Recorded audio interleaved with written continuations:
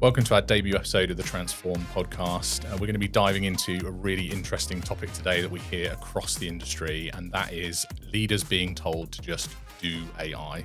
What does that really mean? We're going to unpack that today. We've got some fantastic guests with us, starting with Henrique, who is head of data and AI at Microsoft UK. So Henrique, thanks so much for joining us today. I wonder if you could just tell us a little bit about your role in the organization and just give us a bit of background. Cool. Well, JT, it's great to be here and feel honored to be here for the first episode. Thank you. I'm Microsoft. I have a really great job. I get to lead a team of solution specialists focused on everything to do with the data and AI offerings of Microsoft. So everything from databases, analytics, and AI, including Azure AI services, Azure OpenAI. So for the uninitiated, I like to say that we work with customers that are at the forefront of really some of the most innovative use cases around this technology.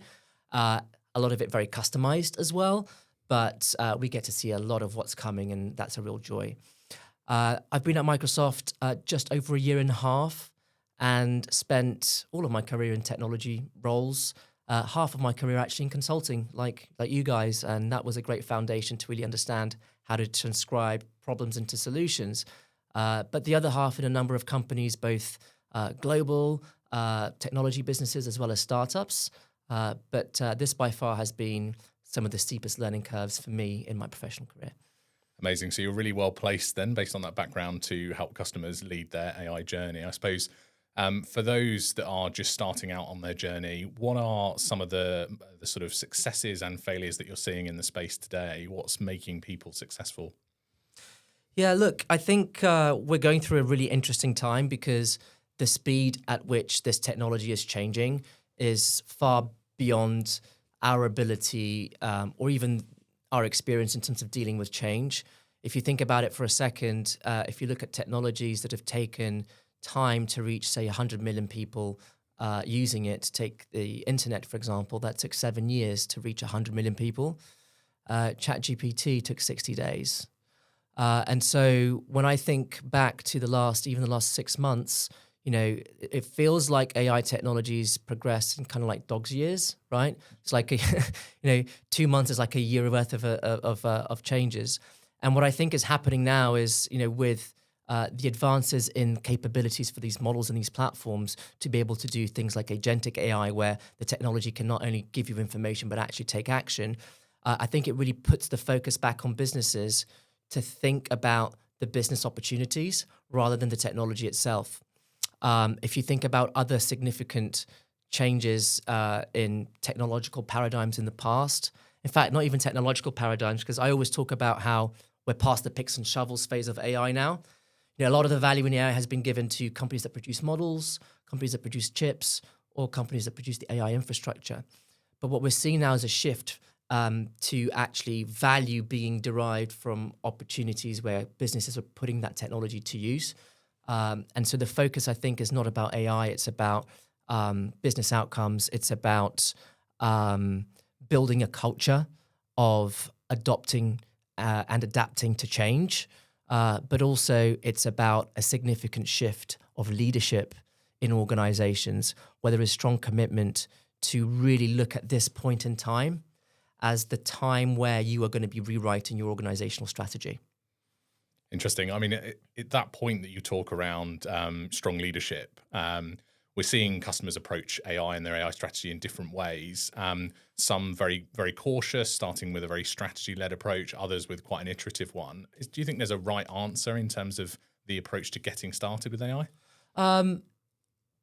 I think I do have a point of view, and that is that I think that the top-down leadership commitment and the commitment to innovating and disrupting its own business is absolutely crucial. I also think that a commitment to building up a culture of experimentation and empowering parts of the organization to be that connective tissue is also really important. But when it comes to what do you actually do, I believe that the best thing to do is to just get started. And what do I mean by that? I mean, you don't have to work with tech to be exposed and already be using these new technologies. right? I mean, as I said, ChatGPT took 60 days to reach 100 million users. We're all using it in our day-to-day. And in fact, the studies that we put out there when we were rolling out Microsoft Copilot was that at that point, I think the adoption of Microsoft Copilot in the enterprise was about 20%, but close to 2/3 of all employees were saying they were using generative AI tools of some sort elsewhere.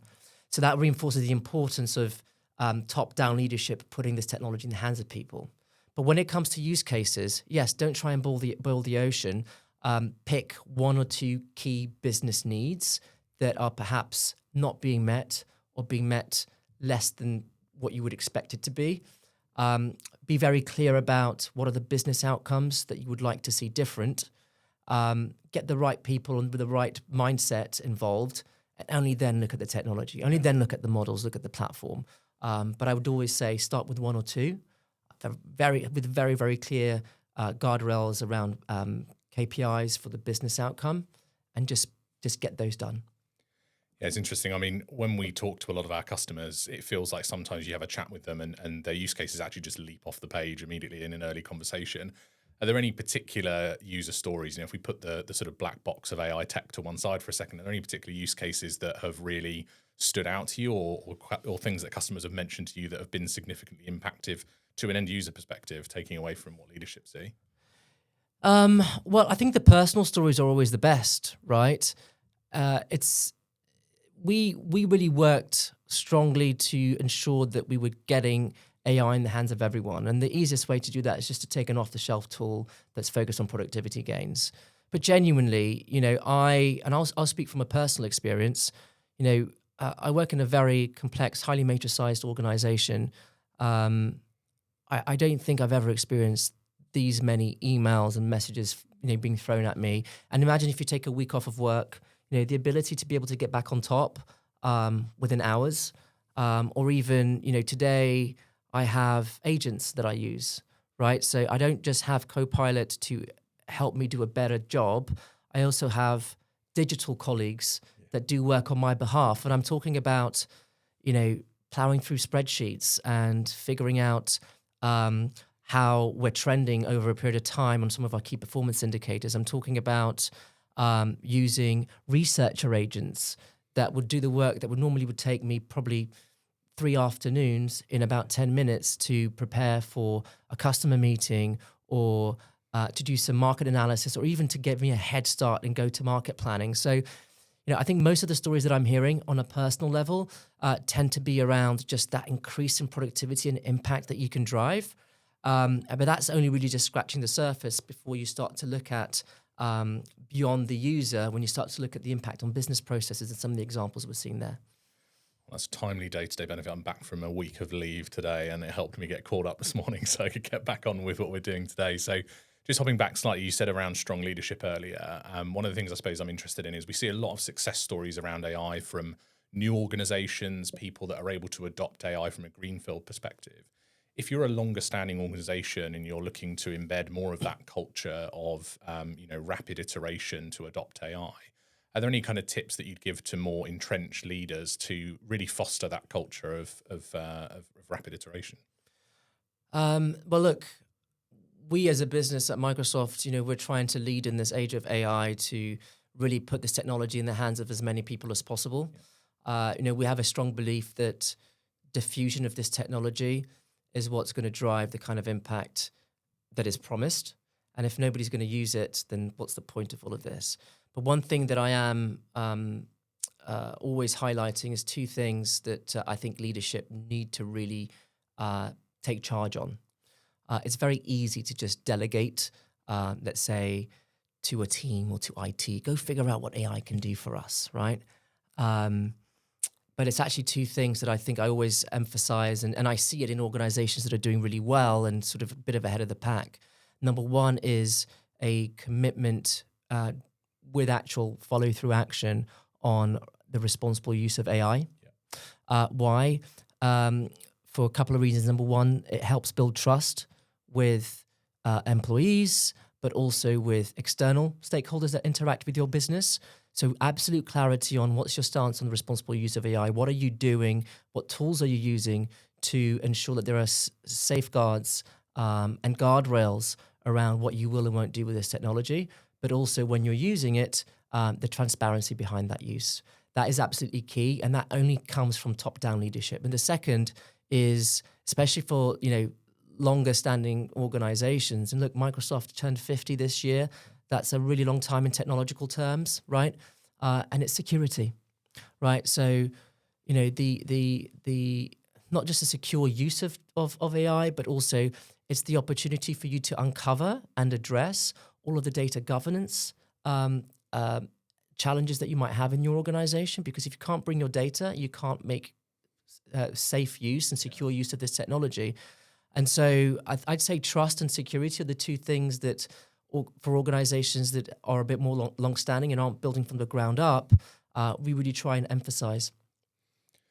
It's interesting in the sort of cultural change as well. I saw, Satya mentioned recently that, the change that AI is going to have on the industry and on the economy and the globe at scale is something that we've probably only seen previously from the Industrial Revolution.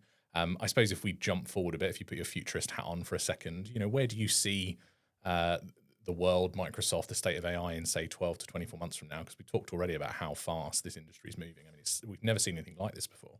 Yeah, and I think it was a Sam Altman essay that I was reading back, and he said something like, we are close to superintelligence, okay?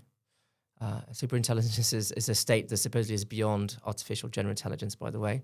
He said, we're close to superintelligence. I just don't know if we're ahead of it or behind it. And I think what struck with me was that the capabilities of the technology are actually way more advanced than we're actually making use of it right now. And I think that I don't think it's just going to creep up on us one day and sort of punch us in the teeth, but we're just going to wake up one day and realize that it's doing a lot of stuff for us, a lot of things that humans used to do, but much better. I do have strong conviction that this is the greatest general purpose technology that we've ever had. If you think back to things like the printing press, electricity, the internet, I don't think that any other technology will have had this much of an impact on where humanity is going or where our world is going. And there's big risks with it, but also great promise. The latest study that we looked at from the IDC in the UK alone predicted that by 2030, these technological advances would add something like 500 billion pounds to GDP.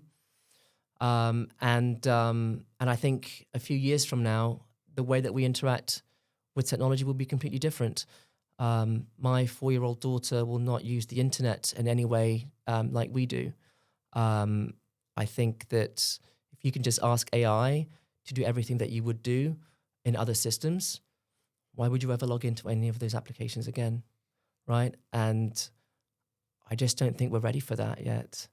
And it's going to be a much different world in terms of how quickly you can go from, business idea or social impact idea to outcome. And nobody's sitting around today building a platform or technology going, I'm going to copy exactly what Microsoft Outlook looks like, right? Even that will be a completely different experience for us in a few years' time. It's interesting, isn't it? I mean, I suppose there's a message to young people. Their job probably doesn't even exist yet that they're going to take in the future. It's a really interesting place to be. Henrique, you said earlier around the responsibility that we have to make sure that we get these tools into the hands of everybody. I mean, how does that responsibility sit with you, with Microsoft, with the wider industry? You mentioned around us probably not being ready for what's coming. What do we need to do as technologists to really change that as quickly as possible? Because this is a freight train we can't stop, right? So how do we get ahead of that?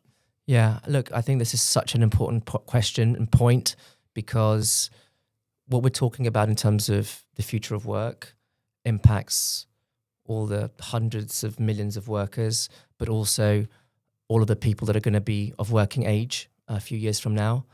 And I think that the concerns around job displacement are legitimate. I know from looking at data from the likes of the World Economic Forum that in the next 5 years, globally, something like 90 million jobs are going to be displaced, but more than 170 million jobs will be created. So there'll be a net increase in jobs. The problem is we don't know what those jobs are. And what we need to do now as organizations is we need to put a significant focus on reskilling and AI literacy. If you look at the top job skills on LinkedIn at the moment, number one is AI skills. But then number 2, 3, 4, and 5 are all human skills like adaptability, creativity, innovative thinking. And I think the people that are going to win are people that compare those AI skills with those unique human characteristics to be able to reshape their jobs. You know, the Industrial Revolution didn't destroy millions of jobs; it transformed them, and that's what we're going to go through as well. I think leaders need to listen really carefully to what government is doing. So government has made a commitment to include AI skills in the curriculum, and a pledge, I think, to drive something like 7 million drive skills, AI skills in 7 million people. We at Microsoft have made that commitment alongside government, and just in the last year, we've trained over 1.2 million people with AI skills completely for free across the UK. And I think that we need to be mindful of that for the future generations that are coming to the workplace. As I said before, I think every interface is going to be agentic. I think that the way that we interact with technology is going to be through natural language.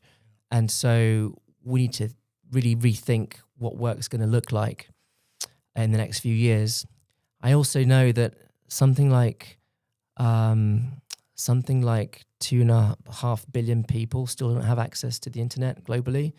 And a lot of those people might be in countries where they don't have access to reliable internet or even devices to access the internet. But also a lot of those people are elderly people that never learned how to use a laptop, right? Or can't punch numbers into a screen. But what if they can now interact with your organization, your brand, or with your technology through natural language, right? And so there's a whole host of different demographics and also a whole host of different leaders and different organizations that need to be driving that charge. Yeah, it's amazing to see that firsthand. Actually, we recently launched a case study where we worked with RNIB and just seeing firsthand some of the stories from their users of, real world examples of remote workers within their organization that previously couldn't do things because of their, lack of eyesight. And AI tools basically leveling the playing field for them. So not just people that are maybe lower skilled or older, but also people with disabilities. It's really amazing to see the impact that it's having. How can we make sure though that you talk about those areas of the world where perhaps it's just not readily accessible from a technology perspective? What commitments has Microsoft and others made to really try and close that gap? Because some of the people that may solve the world's future problems may sit within those communities, right? Yeah, I mean, look, I can't speak for every technology company in the world, but I know that for Microsoft, for us, putting this technology in the hands of as many people as possible is what we believe is going to be the great unlock of building trust and diffusing this technology. We're on track to spend $80 billion this year on AI infrastructure, and it's not just on infrastructure in developed countries. These are the global south as well. So in Africa, in South America, in Southeast Asia, we're making significant investments to enable every part of the world to be able to have this technology in their hands. We promote openness and partnership, right? So we open source a lot of our technology. We have, I lose track now, but something like 34,000 different large language models on our platform. And we believe in choice and option to drive the diffusion of technology to as many people who can benefit from it as possible. I think we've learned very harshly with lessons in the past with things like electricity, where, if you look at a map of the world tonight, there's millions of people that still can't just light up a light bulb at night. And so we need to ensure that we don't make those same mistakes with AI. But look, I'll tell you this, JT, I think a lot of our listeners here are going to be business leaders. And I'm going to say this, I think that the biggest innovators in this post-AI age are probably businesses and organizations that have nothing to do with AI, but are organizations that can look at this as an opportunity to really reevaluate how do they access new markets, right? Have they perhaps been unable to serve a underdeveloped market because of margin constraints, which now they can? What new products and services can they offer to the market? And can they even introduce perhaps entirely novel business models, either as a result of or empowered by these technologies? I think if you think of like a lot of what if questions, you're in a position to really be leading in your market in the next few years. Yeah, it's interesting. Some of the use cases we've already seen. I mean, I work quite heavily with financial services institutions, and we're seeing things like the opportunity to bring lower cost services to the market, something that you would traditionally not think of that industry, where maybe you'd be thinking all they want to do is create more products, create more margin. But actually, they're saying, well, actually, if we can drive down our cost of delivery, we can offer a more competitive service to users. So there's some real world opportunity there, isn't there, for people to completely rethink the way that they deliver their business. And I think you're spot on with the point around, actually sometimes being further away from AI and not looking at the technology first is really key to getting the most success out of it. I think we're seeing a lot of organizations where they've got some tech and they're looking for a problem rather than the other way around, right? Which we really need to try and stop people. And that's one of the main pieces of advice I give. I suppose finally then closing out, everybody likes a little bit of a takeaway. So, if there's one piece of sort of key advice or something that you're seeing really happen with certain customers that's really setting them up for success, what would be your closing statement on how they can get ahead?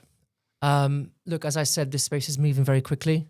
And so every 6 months, there are significant shifts that sometimes if you blink, you miss it. And I think the last 24 months has all been about put AI in the hands of people, get them familiar with how to prompt and how to use this new interface. I would say right now is embrace the opportunity to empower all of your people to build agents, right? Because if you think about if there is a three-phase journey of how organizations are being transformed, and the first phase is every human has a co-pilot to make them more efficient and more productive. The second phase, which we're in right now, is humans seeing digital colleagues join them, and ideally not digital colleagues that get given to them, but they create themselves. Yeah. And so, embrace the platforms that allows your people to build agents to do jobs for them.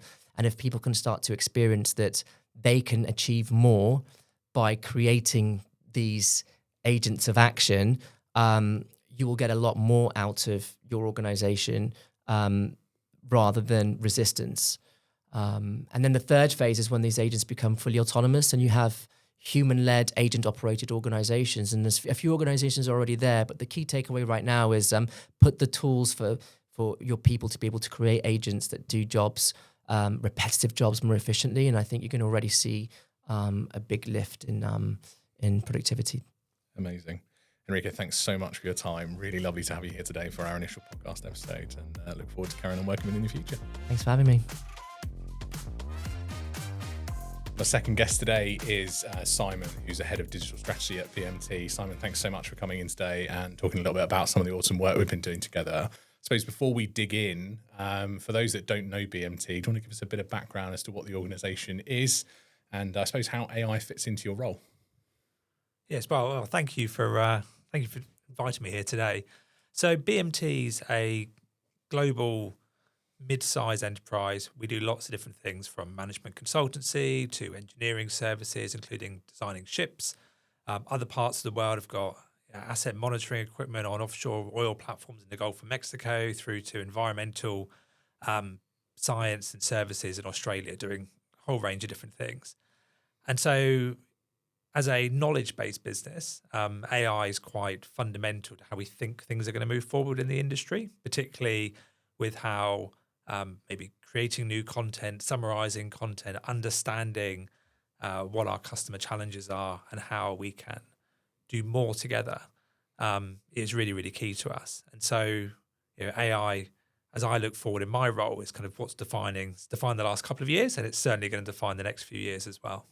Certainly is. So I suppose talk to us a little bit about the topic that a lot of leaders want to know at the moment is sort of getting started, I suppose. So obviously lots of people have made progress with AI, but what was the first foray for BMT into AI and certainly from an end user impact perspective, what's been the journey to date? So we started off with lots of enthusiasm. I recall a few months after ChatGPT had sort of gone, and there were people buzzing, really real loads and loads of excitement about this is going to completely change the world. And I remember sitting in front of my browser for the first time thinking, well, this is great. have no idea what we're going to use it for. It was so hard to see where we were then to where we were going to be as a business with this tool. So we actually started looking at what we wouldn't do, where our red lines were going to be. And we identified really, really early on that actually some aspects around security and particularly kind of intellectual property, whether it was our information, our customers' information, our suppliers' information, meant that actually there were some pretty hard boundaries to things that if we were going to use this technology that we'd have to worry about. So we actually started off with what we weren't going to do with it. Very quickly, that then moved on to thinking a bit more positively about, well, what could we do with it? How would we start to look at use cases? And then we encountered the next kind of big problem, which was, how are you going to measure value out of any of these things? What is the business case behind generative AI particularly? And that took quite a long time to get going and get started. And I suppose, for those that are listening along, how did you actually go about that in the end? What were some of the tips and tricks that you found to establishing business value? I mean, it's obviously really the start of anybody's AI journey is getting that buy-in from boards, from users, and the best place for people to start is showing how it's going to actually benefit the business. Yes, and so we started right again sort of at the beginning. What was the business strategy overall? What were our customers going? But actually, we'd been through many years of transformation programs within the business, and all the way along, we were finding that if you went for a strict kind of benefits management approach, whilst it worked really well in really big organizations, in a mid-sized business like us, we were starting to gravitate more towards finding 6 or 7 kind of key outcome-driven aspects of the business, whether that was how it was going to support our growth, how it was going to support our improving our profitability, how we were going to improve customer engagement. And so actually, once we started off with defining actually what was important to us in those kind of 7 or 8 key areas, it was then a bit easier then to start thinking about, okay, well, what does AI mean? What does AI mean in the employee story? In their journey from joining the business to being performance managed to leaving the business, or where would it start to help? And we started to find that there were some kind of quite high level use cases that thankfully aligned quite well with what generative AI would be quite useful for. So we started off like that, but then recognized that actually doing some pilots, putting some technology in people's hands was absolutely key then to sort of test out the idea. Like, yes, you thought this was going to be a good idea, but did it actually make a difference, or has it just introduced another thing for you to do on top of not getting the answers to your questions? Absolutely. I suppose when getting those use cases as well, how did you find the dynamic? We hear from a lot of clients that we work with that the difference of opinion between, say, leadership and those on the ground in terms of AI use cases. When you were pulling those together, how did you make sure that you got the right voices in the room and make sure that those use cases were valuable, to the bottom line, to the business's progress and its future, but also actually solving real world problems in the hands of users? How did you get that balance right? Yeah, well, I think it's a challenge in whatever program you're doing. This isn't unique to AI at all. From a top-down perspective, I think it depends on sort of who you have sort of in the room. We, as a business, have got a very good leadership team globally who are very good at the business perspective, very good at finding the customer opportunity. Kind of putting the customer in the room is really, really key.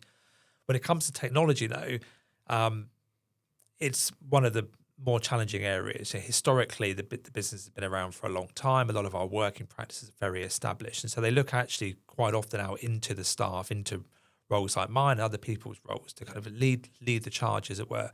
So actually, they're very receptive to listening to, well, what is going to make a difference? Is an employee chatbot, is that the way we want to? Is that the way we want to go? Do we want to look at how we support the bidding process, or how we do an aspect of, say, writing requirements for a customer?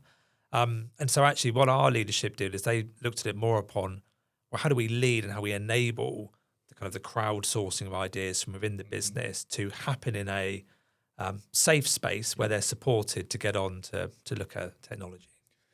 So you touched a little bit there on knowledge management. Clearly there's lots of information stored. There's a lot of value to that information. How have you leveraged AI to take advantage of that? Starting off, we wanted to find out where would AI be really useful before we tackled the really big and daunting kind of what do you do with all your documents question. So we started to look into, well, generating content, summarizing content, creating whatever the use case was going to be, that whatever the specific use case was going to be to solve the specific problem that somebody had. We said we needed a test bed. We needed a way of working which would allow us to take a bit more control over the way the prompts were handled, the where the data was processed, how the data was kind of managed around the system. And so our first point actually was to solve the security problem, that when we get to real world applications with our data, our customers' data and our suppliers' data, where are we going to do it? How were we going to do that? And so we created a completely secure by design, generative AI test bed that actually now we call them assistants, but I suppose they're a bit closer to having kind of agents already ready. Before we were talking about agents sort of a year or so ago. And it was a really beneficial way of bringing different stakeholders from around the business together, trying out new ideas, trying to find out, actually, do those use cases work? And pretty quickly, we ended up with, that use case has spawned another 10 use cases. And we've ended up with probably a bit of a proliferation, really. I think out of the 400 users we've got using the application, we've got somewhere in the region of about 200 to 300 of these separate assistants. But what it was also helping us to do was to understand how important was that knowledge management problem. Is having 10 versions of a similar document in a team site somewhere, is that going to cause us a problem, or will we be okay with that? And actually what it also helped us identify was that actually just knowing that information came from a document in the way that, say, Copilot type searches work at the moment, actually wasn't good enough, that we really needed to know a bit of a deeper kind of contextual level of, it came from this document, but actually it came from this page or this subheading within this document as well. So having this kind of open test bed that we own and we operate has allowed us actually to identify that actually there's more questions that we needed to answer before we could really get kind of real kind of good enterprise level benefit from our knowledge out of it. It's interesting there. I mean, one of the things that I found particularly smart around the solution that you've built is the way, a lot of our clients talk about wanting to leverage these tools, but wanting to do so in a secure manner, which is obviously the point you just touched on. How did you go about that? And how has that made a difference to how quickly the solution can be adopted? Because I imagine that once you'd built that trust, the ability to roll that solution out and scale was much easier than it otherwise would have been. The solution was almost done out of necessity for making, rapid progress. And so the approach to kind of virtualizing and then chunking up the data that was brought in allowed users to very quickly work on a project by project basis. And in our context, most of what we do is project by project. We don't need sort of a huge amount of learning from one project to the next. Yes, the methodology that we might have applied to a customer problem, yes, we want to use that the next time. Yeah. But actually that customer's documents, pretty much we don't touch, or we can't touch from one project to another. So our solution had to kind of mirror that to a degree as well. But also it helped us to identify where it would be important to have kind of institutional data sets, being able to connect to an entire SharePoint library full of curated content was really key. But also with the introduction of, because we also adopted M365 Copilot for a large part of the business as well, that at the same time has helped us to understand the difference between what does it mean for me for personal productivity, where I can access everything within the Microsoft Graph, versus, well, when I'm working on a customer project, maybe I'll still use some of those features, but maybe there's some other aspects around our AI tools that actually are really beneficial in that way. And we're finding it that actually it's working really well to give our staff lots of different AI tools to do different jobs. I think starting off with, you're going to have one platform that's going to do absolutely everything is probably where people hoped we were going to start off from. And maybe in a few years' time, we'll get to a vision like that. But today we're sort of finding that it's the right tool for the job, and and go that way. Amazing. I suppose, so looking forward a little bit, where do you see BMT's use of AI in, say, 12 months' time? 12 months feels like a very long time. Our next big focus is really into looking into kind of human agent teaming. Where do we start to move from lots of assistance, lots of kind of personal productivity hacks into, okay, this is going to be the way that we do something. When you're doing this activity, you use this agent. When you're doing this activity, that's human led, and you work together to achieve an outcome. That certainly, is the next year for us. But also worrying about it in a very human way. We're very, very clear with our employees that for us this is not about taking people out of the loop. It's about freeing up their time to do other activity, which is ultimately more valuable. But also with our customers being really clear that there's still people quality assuring your outputs here. We're not just blindly relying on AI to do our work for us. And I suppose one of the things that's probably pertinent to many of our listeners being business leaders, what are some of the sort of challenges that you faced along this journey so far? From a people perspective, we'll start off there. Two completely different ends of a spectrum. Across the whole kind of adoption and change curve, we had the early adopters, the innovators. You're just not going fast enough. You need to go faster. The world is changing, and there's a degree of truth in that. Yeah. That we see, however many it's been, I think 12 different AI models released in the last 3 months or so. And yes, the pace of change is really quite rapid in some of those areas. But actually the pace at which real world change is coming is really, really hard to quantify. And I don't think we'll really know kind of exactly how fast that change has been until we're looking back down it. So on one side, we had this, you're going too slowly, you need to move fast. And on the other side, there was then it's going to take my job. I want nothing to do with it. And what we've had to do is come up with different approaches and solutions to allow kind of both of those realities to exist, not alienate the ones who don't want to use it, but also don't push the ones who do want to use it into some sort of shadow economy of using their own, bringing their own AI tools to work, and actually then we lose even more control over our data. So one of the things that a lot of our customers tell us is that measuring business value from AI is increasingly difficult rather than becoming easier. How have you navigated that? I think it's incredibly difficult, but it's not to say impossible. So our approach has been to look at it in the form of sort of leading and lagging sort of indicators, particularly where we could look at sort of a leading indicator of being something like, we've rolled out tools, are they being used? Okay, great, they are being used, fantastic. We know we've got a couple of hundred users who are on average using it every single week. Fantastic. But what are they doing? And some of the tools we've been able to build have been able to really clearly kind of metricate, they've done this activity and we predict this activity took this long normally, and we now know actually that the model does it this quickly. So we can start to now pull together a bit of a leading indicator of, well, this should be saving time. In terms of though, do you see that dropping to the bottom line, increasing revenue? I think the world is so volatile around all of these things that it's been really, really hard to see any great changes one way or the other. A lot of the things we're looking at are things that happen over quite a long period of time. So are we getting better at writing proposals for customers? Well, yes, maybe. Maybe our probability, our win rate's gone up. Fantastic. But at the same time as well, we can measure that maybe our cost of bidding has gone down. But often what we found is that the space that we're creating is getting filled with some other activity. So actually we're just bidding slightly more than we were bidding previously. So in one way I say, yes, we are seeing value. We're definitely seeing value in a leading way that we can identify that, yes, we are doing activity which is displacing something else.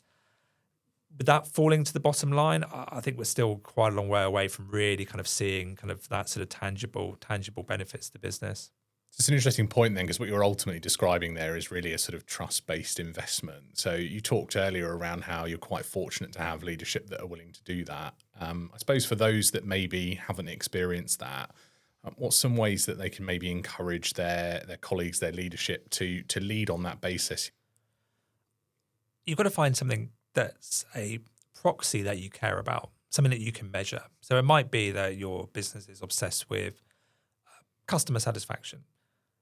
Okay, but what goes into customer satisfaction? Well, if a key part of customer satisfaction is how quickly you can turn around a request from a customer for something, you can measure that.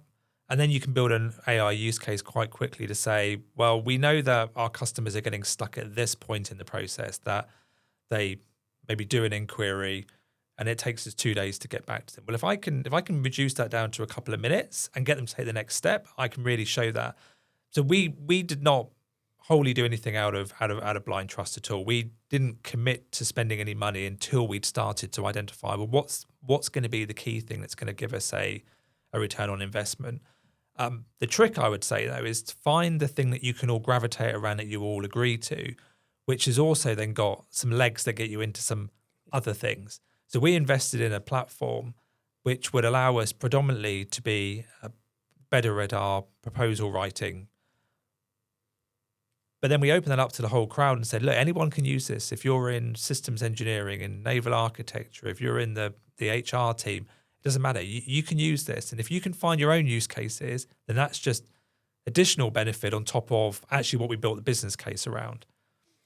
So I suppose there, the opportunity to maximize through democratization. So we talk to customers a lot around, finding use cases that probably have parallel use cases that are similar. So that's obviously an example there that you've shared. I think going beyond here, we haven't talked in too much detail around the specific solution that BMT have deployed. So can you give us a little bit of a view into perhaps the technologies and then the business problem that it solves? One of our major challenges we had was around data security, intellectual property. And so we actually started our solution around bounding around how we would overcome that problem, but also recognizing that if we didn't plug the gap of AI tools being available for our staff in a secure way, we expected there was going to be lots of people bringing their own AIs to work. So our solution initially was to look at, well, where could we build an application that could make use of a large language model in a secure way? And if we go back a couple of years, Microsoft had just announced the Azure OpenAI services were going to be rolled out, and we looked ahead to when it was going to be rolled out in our data center here in the UK that we base kind of our headquarters of the business around. And we fixed on that as being, okay, as soon as that's available, we want to start looking at creating a web application where we can secure the back end, secure the endpoints, make sure the infrastructure is rugged and robust, because we were confident that actually the enterprise data protection standards that Microsoft apply across its apps, we could also apply within our Azure environments and make use of these services in a very, very secure way. So that was really the big first step with Transparity was how would we go about creating what was actually a very, very simple chat application. What we just wanted was effectively Microsoft Copilot as it was, or Bing Chat as it was back then.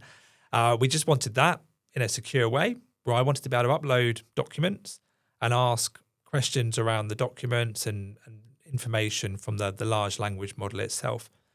Very quickly, that then spawned out into the idea of creating templated assistants. So actually, if I had somebody who was less comfortable with writing really good prompts, how could we start to hardwire those things for people? So actually, if you were less comfortable, you could come along. I need to use this template. This is how I input into it, and I get a response out of it.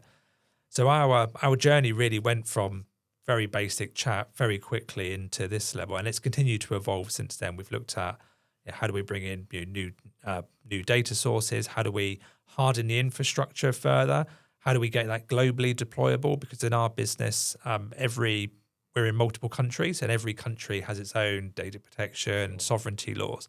And so we have to have a solution which actually we're able to deploy in and coordinate in that sort of way, whilst also leveraging some of the great work that happens all around the world. And so we want to be able to share these great templates for assistance with other people, and kind of leverage the collective crowd around the world, not just have it fixated on one country or two countries in the group.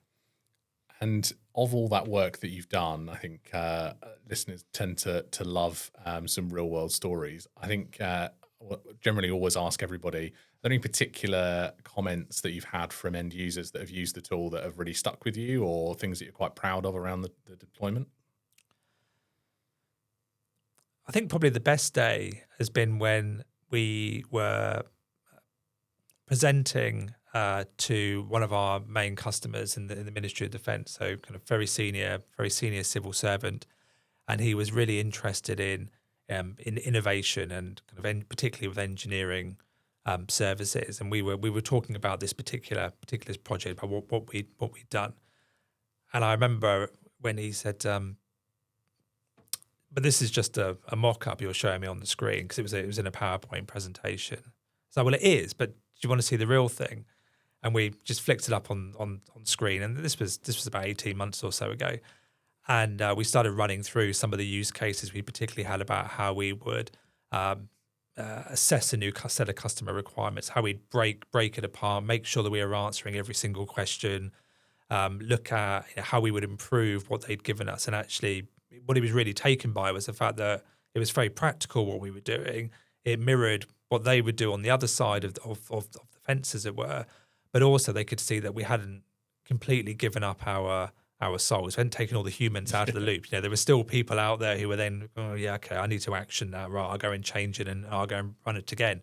But to be able to show a senior customer who was absolutely blown away that this 40-year-old kind of engineering company that he really relied on for engineering services actually was kind of at the leading edge of these sorts of tools, and it being part of our delivery back to him. No, it's amazing to hear. So I suppose closing out, what's the one piece of advice that you'd give to somebody starting their AI journey? I think there's two tips. I think start off with what's unacceptable to you. If there's particular red lines around where you're going to hold data, where you're not going to hold data, how open you're going to be to other tools that are out there, that's really, really key, because it sets kind of the whole cascade of policies and procedures around, am I going to allow everyone to come and use any tool that they want, or do I need to provide them a solution that does absolutely everything? Once you've started to tackle the tech stack problem, it is all about then just trying. You just got to keep on testing out small use cases, getting more people involved, give them the tools, give them the opportunity, give them the space to try things out, and they will come up with more ideas than any sort of top down community of clever people will ever be able to do. And really, they're the source of insight. And I think capturing that and bottling that, finding out where there's things that we need to put in place to maybe improve the core application, change a business policy, provide more data on something. Oh, I need more training. It becomes then about how do you enable the crowd of people? Because ultimately, AI adoption over the next year or two, particularly as you start to move into human agent teaming and what does the future of that look like as well. It's all about empowering the big group of people with how they're going to use the tools, and not really so much about the technology. The technology is going to keep on advancing whether or not we're using it or not, but it's all about how you're going to get those guys to do more with it. Simon, thanks so much for your time and insights today, and your partnership as always. Yeah, thank you. Jodie, welcome to the Transform podcast, and thank you for joining me today. I obviously know you very well, but for those that don't, what exactly is a Chief AI Officer? What do you do at Transparity? I think it varies, right? So I think if I was customer facing, it'd probably be slightly different to what I do at Transparity. But for me, in my role here, it's really around making sure we're actually walking the walk, not just talking the talk. So looking at our internal AI policy, making sure we're actually leveraging AI internally to become more efficient and more innovative, but then also helping our clients with their digital transformation needs and adopting AI and AI strategy. But also, I guess more importantly, as a partner, our interface into Microsoft and building our kind of relationship and market presence as a Microsoft solutions partner. Awesome. So we're going to do a little bit of myth busting later in our section today to try and help customers out on their journey. But I suppose more broadly, what are you hearing from organizations at the moment around AI adoption? Where are people going? What's most interesting? What's getting you excited in the industry right now? I think it's good that it's very much top of mind, so it's keeping me busy. But I think it's a real varied, depending on where clients are in their kind of digital transformation journey, right? Customers who have been leveraging AI for decades, like machine learning and data science, are obviously a lot more well prepared for generative AI. They've already got that kind of culture instilled. They already have those operating models in place. So really it's just, okay, how do we also then leverage a different type of AI, a new technique? Whereas I think organizations who are just getting started, there's a mixture of analysis paralysis of, everything needs to be perfect before we get going. I think, a lot of organizations are doing a great job of marketing. So there's a lot of kind of, scaremongering in terms of, you should be doing this. And so again, there's that feeling within the market. And then I think you've got companies that are in the middle who are experimenting, learning, iterating, starting to derive some business value. And that feels like a good spot to be, really. So I suppose you'll have seen mixed experiences from our client base so far. I suppose, let's talk some horror stories. Let's talk perhaps some successes. Where are you seeing customers go right and go wrong? And, what are your initial tips for people that might be listening in terms of how they can start the journey on the right footing?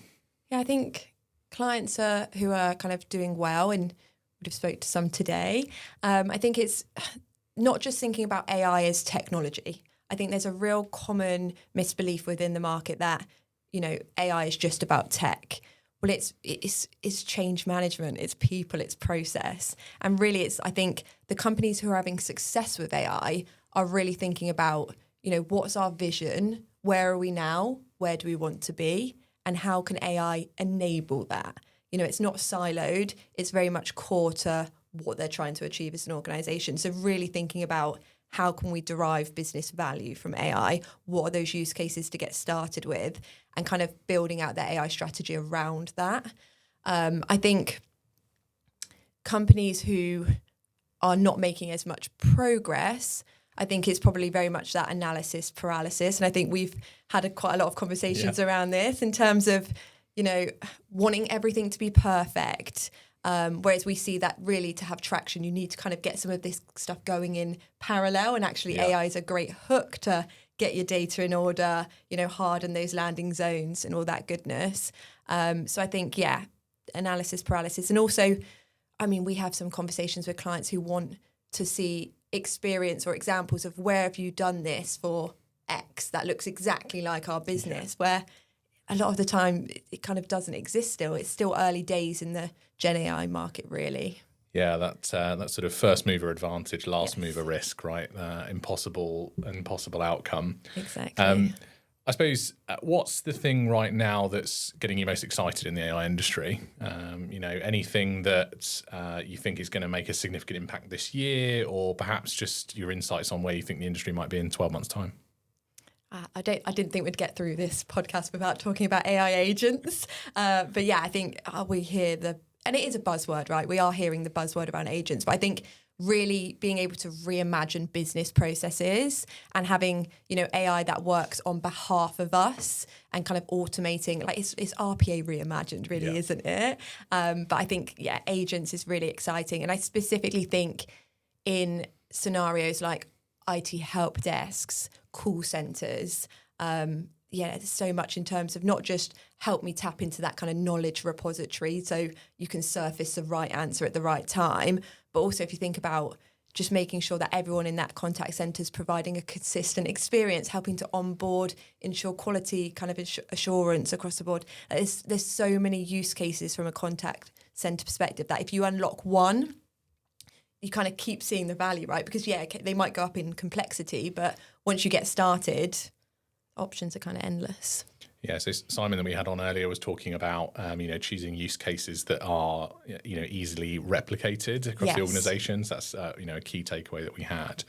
I suppose going back to the point more broadly around, organizations adopting this sort of technology, What changes do you think an organisation need to make to adopt AI successfully? And I suppose more importantly, why should they be excited about it? And I know that's going to differ from an employee perspective versus a leadership perspective. What are the reasons why, say, a leader may want to adopt AI, and understanding that the reasons that an employee may adopt them are very different, and how do they bridge that gap? Yeah. Okay, we're going to have to break this down because I've forgotten some of what you've said already. But I think why you should be excited around AI, I think there's no ignoring it. It's not going anywhere. And I think what's a famous quote, AI is not going to replace you, but someone that learns and knows how to use AI is potentially going to replace you. So I think really it's building out your AI literacy to understand what AI is capable of, what it isn't capable of, and actually how you can delegate effectively to AI is something that everyone should be investing the time into learning. I think, it adds value in various ways across an organisation. So actually even just taking our personal day-to-day lives, if we think about now how we're using tools like ChatGPT, Gemini, other services are available. I think, I'm visiting a new location, help me define my agenda, or I've got these ingredients left in the fridge, what can I make? I think AI has now become a bit of a commodity, right, in terms of we're all using it as consumers. So then we're expecting to be able to use it at work. But as a customer, we're also expecting to be able to reap the rewards of it through customer service. So I think we always talk about kind of the four main areas of transformation within an organisation for AI. And it really is that employee productivity, so just helping make my day-to-day working life easier, take away those mundane, repeatable tasks that no one enjoys, and also be able to surface information more quickly, create a first draft more quickly. Then there's customer experience and just being able to provide, the best customer service possible. Then it's all around that reimagining, making business processes more efficient. Like just because something's existed for 10 years doesn't mean that's the right way to do it now. And if you could take away all of that red tape, what could that look like? And then finally, I think leveraging AI for innovation, R&D, being able to take things to market more quickly, empowering software engineers to, write code more quickly and efficiently. I think the options are really endless in terms of why you should be excited about it. And I think it's going to be kind of market defining for every industry. Absolutely. So stepping back from that for a sec, because that's a lot of stuff. And I suppose for a lot of people listening, it could be quite overwhelming to get started. So how should people go about isolating good use cases? When we've spoken to some of the guests earlier today, they've talked about some use cases being obvious to their organisation, but also that perhaps sometimes the leadership lens on what's valuable versus the user lens is very different. 100%. So how can you arrive on things that really everybody is happy about and are going to get behind, most importantly? Yeah, it's so true. And I think AI is really overwhelming, and we always say start with the business outcomes. What are you looking to achieve, and then think about what the right solution is. Right, tech comes after what you're trying to achieve. And one of the things we run here at Transparity, which are some of my favorite days at work, are supporting clients with design-led thinking and visioning workshops to help them look across the various departments within their organization or their kind of end-to-end supply chain and really pick out what those use cases are. And I think the first thing that highlights is the importance of cross-functional teams and bringing people that understand where your data sits, understands your tech, but also, the SMEs that are really living these day-to-day weekly workflows. I think so. Yeah, having those SMEs that really understand the business processes, paired with your technical teams to know what's feasible.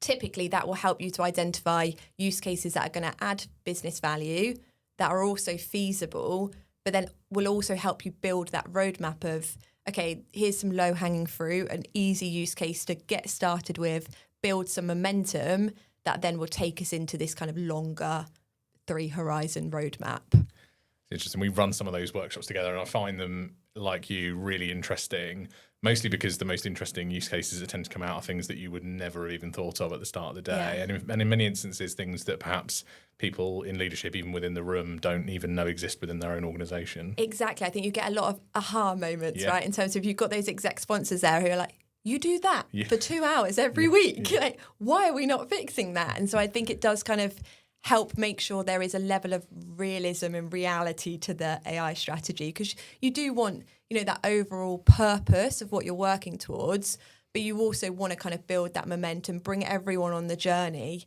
And I think those envisioning workshops are a great way of doing that. How, beyond those initial workshops, how have you found, obviously working at Transparity and working with clients to deliver these solutions, how are we helping clients to sort of rapidly bring these solutions to market? We talk a little bit, I suppose, about our approach. Yeah, I think we, and I do think it's changing. So maybe we'll talk about this from two lenses. I'd say for the last 2 years, I'd say, organizations have been really looking to prove the value of AI. So I think they've been started to get used, they started with just trying 1 or 2 use cases, proving the value of that to almost get that kind of buy-in budget to be able to move into deployment, track the returns on that, measure, monitor, and kind of iterate. Yeah. So I think we've seen, clients going from that envisioning workshop, selecting or prioritizing the use cases from that, then moving into kind of scoping, so really designing, okay, we've landed on this idea, what is the right solution for us now? Is that low code? Is that pro code? Is that buy? Is it build? Because everything has AI infused into it now. So a lot of the products you're buying off the shelf will have AI components. So I think it's, landing on that use case, being really clear about how you're going to measure the success of that, then designing what the solution looks like for your organization, and then getting started with a proof of value, and then moving into kind of deployment. So typically we've been helping clients go on that journey. I think now we're starting to see a bit of a change in terms of, okay, we get it, AI works, don't really need to prove the value as much anymore. And I think it does depend a little bit based on what the size of the organization in terms of the approach. Sure.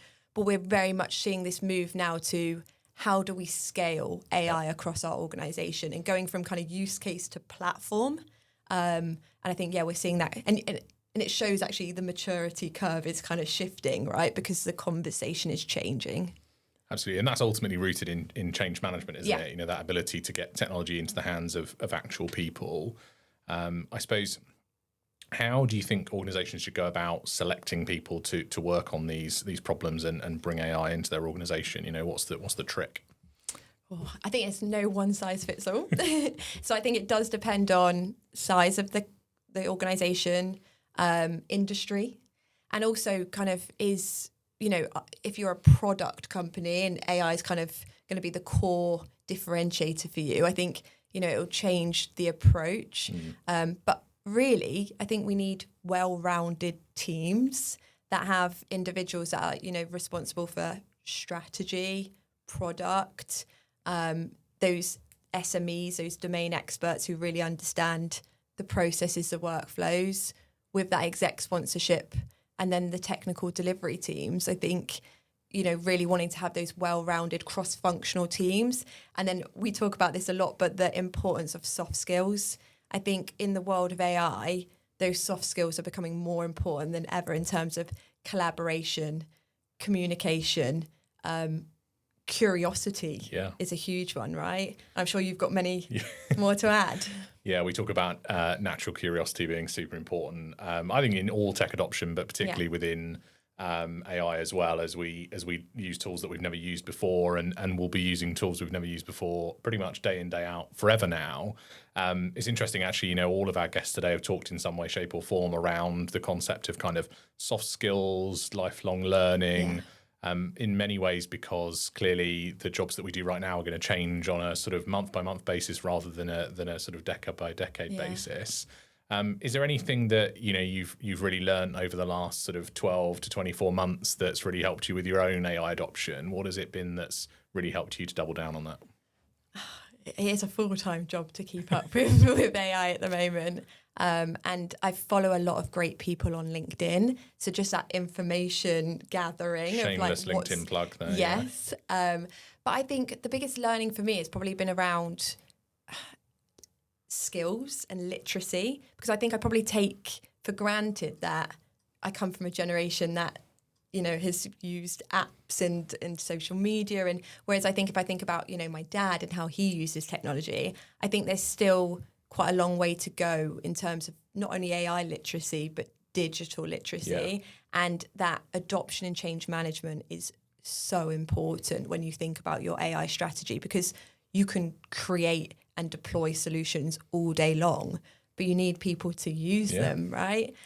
So for me, it's been that kind of, this is not a one and done approach. It's that reinforcement learning that I think as we've been working with clients, that's really come to light how important that really is. And then personally on my AI journey, I've been trying to get a little bit more hands-on in terms of building agents. I think now, like I said, there's so much tech available, but there is a lot of this low, no code options now available for AI. So, that Microsoft is saying that everyone's going to become a maker of agents. So I've been trying to get a little bit hands-on again. Yeah, and we talked, and we see that in a lot of the workshops that we run as well, is that the best person to solve their problem is the person that knows their problem inside out, right? So that makes perfect sense. I suppose moving into the future, what's the thing that excites you most about where AI is going right now? That's a good question. I think it's exciting that we don't know what we don't know. Like if we would have sat here 2 years ago, my role didn't really exist, to be honest. So I think, we don't know where things are heading. I do think this kind of multi-modality is quite exciting. And I think the use of voice is going to become more important than ever before. If you think about Copilot at the moment, in terms of having that AI personal assistant, we're typing prompts. And some people have started to kind of dictate and start talking, but I think it's going to become more natural for us to walk into our office and say, hey, Copilot or equivalent solution, what's ahead of me today? What should I prioritize? I think these digital assistants, I think we're going to just they're going to become more integrated as part of our lives. And I suppose in terms of, how quickly people are adopting things, are there any particular sort of industries that you're seeing streak ahead in this area? Any people that are really getting that competitive advantage early on? Yeah, I think it goes back to that maturity curve of the organizations that have been leveraging machine learning and data science or, technology for decades, that they're well set up, in terms of they've got that culture already instilled, that growth mindset of let's try, fail fast, iterate. I think retail is always quite far ahead in terms of, again, the consumer expectations means they have to be. Media is also quite far ahead. But then I think actually we are seeing, and you would have seen this from your conversations earlier today with BMT, but we are seeing that highly regulated industries are also really embracing this technology. So there is a way of doing it in a secure, compliant, well-governed manner. So I think we are seeing a lot of progress in financial services, in public sector. So most industries really.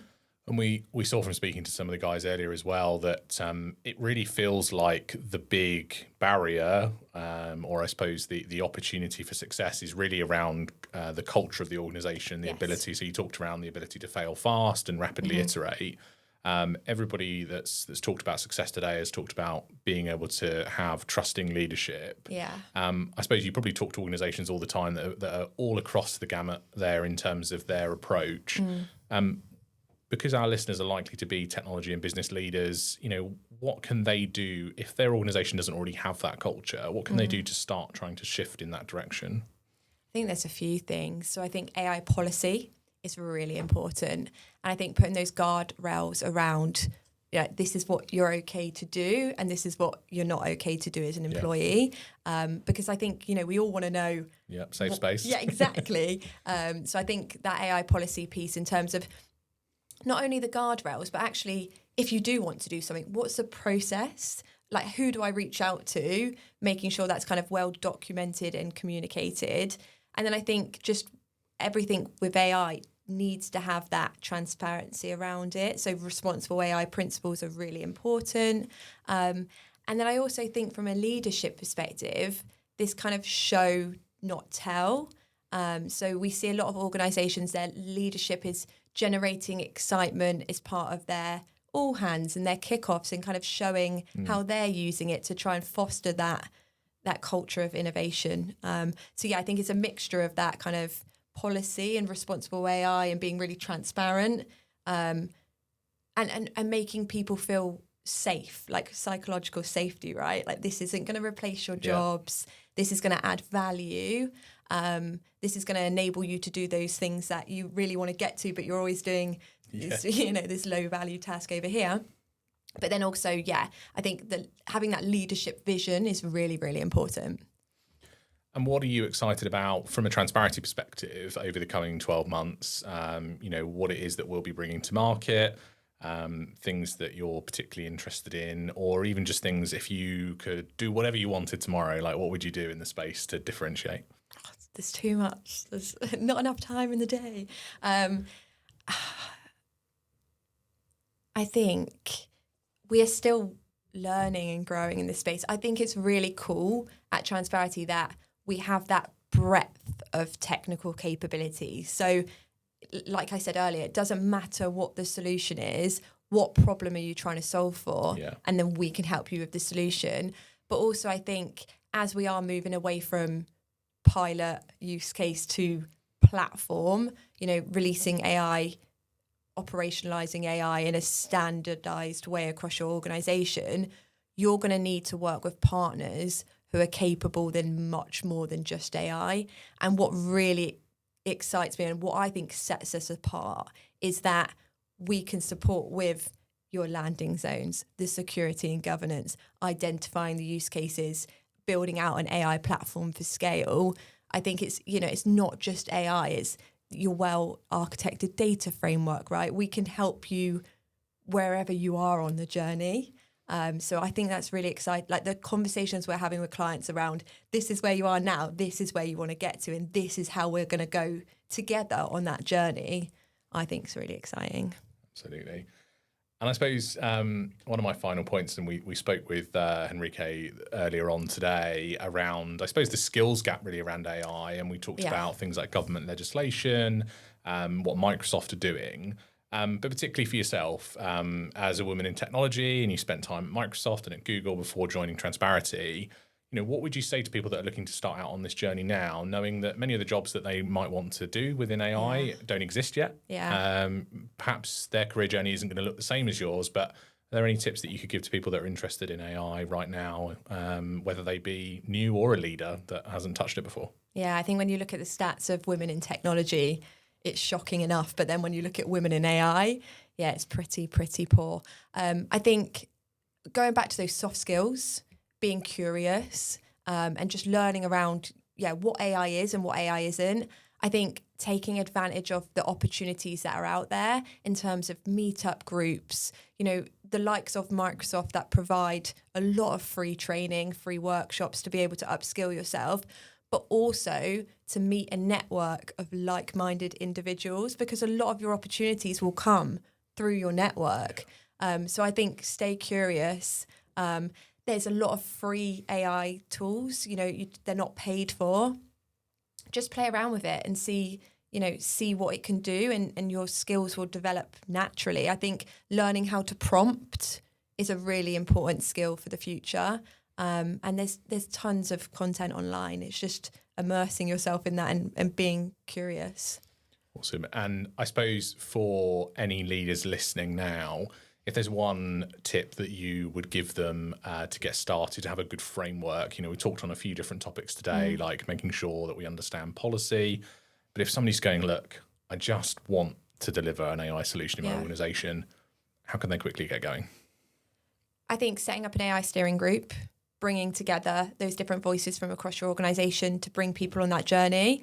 And then I think use case is king. So starting with those bringing that AI steering group together, starting with those envisioning workshops, landing on a use case, proving some really quick, early business value, and then, take that momentum to build that into a wider AI strategy.